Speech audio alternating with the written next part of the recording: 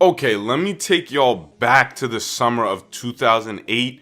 So many things happened. Obama became the Democratic nominee to run for president. The Dark Knight came out. And this was when I fell in love with Halo 3 custom games. Yo, what's good, everyone? It's your boy Kenwall, and today we're going to be going back in time and taking a look at Halo 3, seeing why custom games was so vital in its success, and looking at other games that tried to do the same thing and failed. First, we need to talk about Bungie. No, the real Bungie. Halo 3 was definitely one of a kind. To be honest, bruh, that's actually an understatement. It is a staple in gaming. The amount of innovation this game offered to players was ridiculous. At the time of development, Bungie had one of the most advanced gaming testing facilities ever built. They analyzed more than 3 hours of Halo 3 played by some 600 everyday gamers, tracking everything they did. They weren't just testing for bugs, they were studying more of the science part of gaming. Bungie wanted Halo 3 to be a completely brand new experience for players that played multiplayer shooters before, and this is one of the reasons why they added custom games. Custom games was a hub for finding and creating your own style of gameplay. Say if you wanted to jump high, all you had to do was just turn off the gravity. Wanted to run super fast, all you had to do was just bring up the speed. What actually surprised me, looking back at it all, it was very accessible. For some reason back then, it was just lit. Everything, like, it was never dead on Halo. I felt like for some reason every time I would hop on, it would just be lit. And what I would do, which is kind of funny now that I look back at it, so you guys remember the recent friends section on the 360? I know the Xbox One has it, but it would be its like full blown section if you like tapped RB twice or something like that. I would join off of those people, and those people were the same people I would talk shit to the night before, and we would all of a sudden be cool when we would play Infection. It was so nice because custom games did not require mics or any type of communication. All you had to do was literally just join and play the game. That's it. With Bungie letting us create basically anything we wanted, the community, they went nutshit. They went ham. They are honestly, this was the most creative community. With them, we got games like Fat Kid, Jenga, Teacher, Cops and Robbers, and Dig to China. I know all my Halo 3 fans that have played this game, you guys know at least one of these, actually two, and you guys will be smiling and reminiscing because you remember playing these game modes back in the day with a bunch of people. I don't know if Bungie knew this was going to happen at all, but with custom games being out and it being so much fun, it created a bunch of different type of people that played the same game, and honestly, it was just beautiful, bruh. What should I play? So many goddamn options. We all know there are two types of players for video games: the people who play competitively and take that shit a little bit too seriously, just kidding, and casual players. Halo 3 had a great selection of options for those individuals. You had a really good campaign, Halo 3's rank play, which was the best at the time because it was one of the first games to introduce skill-based matchmaking, and that's what made it so goddamn lit. And for those people like me who were tired of just getting your ass beat online, or you just got bored, you could always just hop into custom games.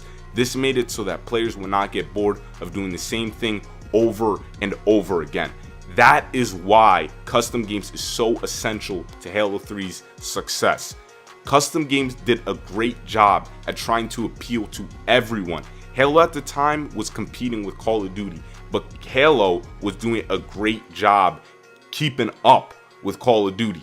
Call of Duty was more for casual players and was easier than Halo, but because of Halo custom games being so much fun and not difficult to get into, it brought over a lot of casual players, including some of those Call of Duty fans, making the fan base for Halo even bigger. You would barely find yourself being bored of custom games because the Halo community just kept creating fun new game modes. There's no way Bungie knew the community was going to create games like Duck Hunt. What, like that? It's so simple, but it's just so much fun. And you would have player created own custom maps that would be put into the multiplayer by Bungie. Bungie was straight up just letting custom games work for them.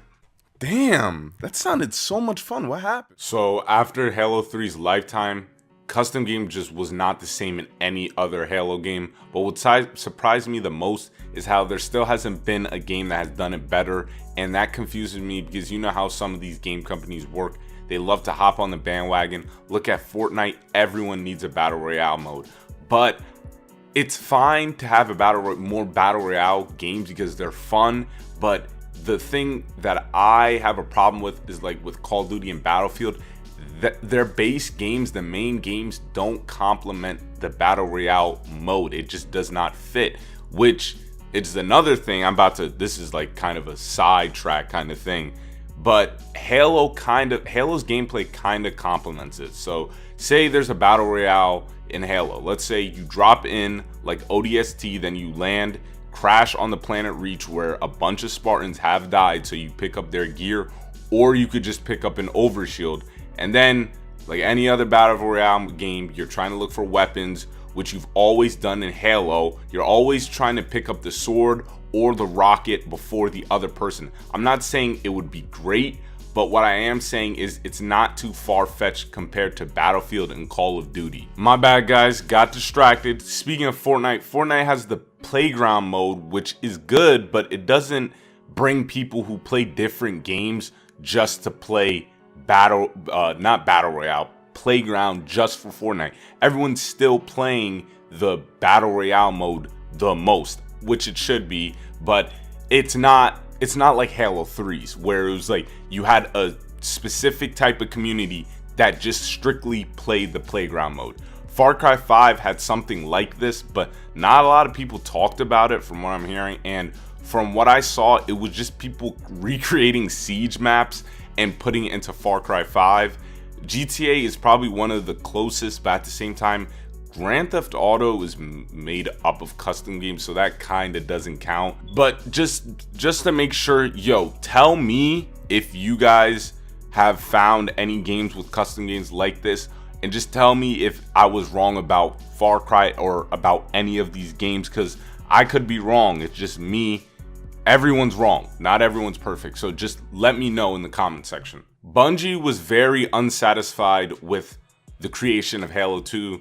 They said that it had a lot of bugs. They just weren't happy with it. So when it came to Halo 3, they tried making it damn near perfect, and I think they did a very good job with.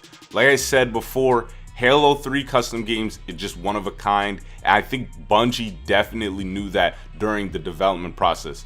It's just very sad to see all this hard work and the legacy that was left behind be tarnished because of 343's work, but at least Halo 3 will always be one of the top games in gaming history. Thank you guys so much for watching. You already know who it is. It's Ken Walt. I'm out. Peace. Like, comment, and subscribe if you so please.